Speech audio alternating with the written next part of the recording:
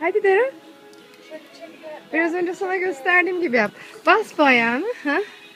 Şimdi diğerini bas. Şimdi diğerini bas.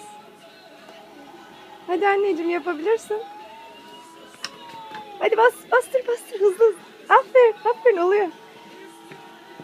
Hadi. Derin. Derin hadi.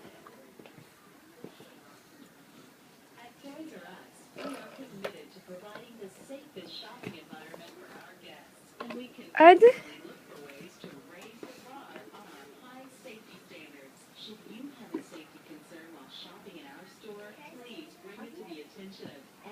Başka bisiklet var mı? Deneyelim bakalım kullanabilecek misin diye merak ediyorum. Bisiklet almanın zamanı geldi mi sana acaba? Olmadı mı? Bir daha dener misin? Hı. Hadi bir daha dene. Hadi bak şuraya doğru dön. Otur, otur.